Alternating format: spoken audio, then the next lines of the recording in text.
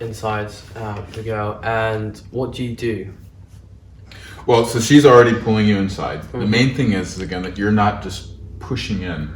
And I just want to really emphasize as well, I'm going to bring this out here, is that you don't have to put the entire penis in. Okay. In fact, a lot of the erectile tissues and places that create a lot of sensation and pleasure are right at the entrance. So once she's brought you in, actually it's a lot more to do with how you angle yourself and position. So you're going to start off first by being relatively still. Yeah. And I would angle myself, whatever position you're in, I would angle myself a little bit towards that upper wall. Okay. And so then that way when she starts to move and breathe and start to invite you in, a lot of like the stimulation that you'll be doing with the top of the head of the penis or the bottom, depends how you're oriented, is going to be against this top part here towards the belly. Okay. All right. And what about? And that'll create excitation. Now, if you notice that like she's kind of like feels tense or whatever, and you want to relax her, I would actually angle towards the back wall. That's something not a lot of people know. Okay. So to relax, just aim towards the back wall and look side up, basically. Okay. And then the flow. What's the rhythm like?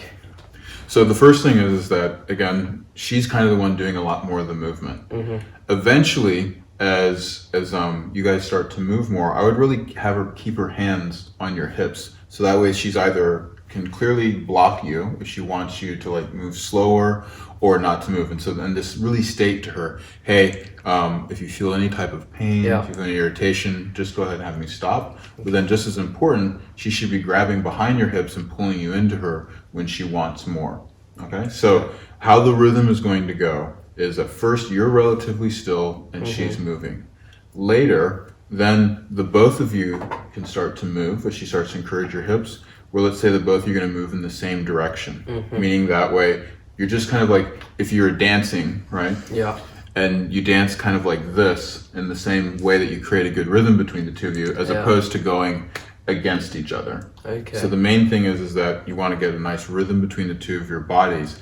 And then that third level, once you've been moving in the same direction, is to actually move in the opposite direction, meaning like she'll kind of rock up and you would rock down. She would rock down and you would rock up, because that's going to, if you move in different ways, it's going to create more sensation. Okay, so it shouldn't be, getting contact like this. It should be more flowing back and forth together in motion. Yeah, and even kind of more of this up and down between the two bodies and moving in circles, as opposed to just this kind of banging. Yeah. Now, if you guys start to get turned on and she starts to pull you that way, then you're going to know, but she's going to make it obvious. Unless she makes it really, really obvious and is basically telling you do it this way, then do circles and rocking up and down.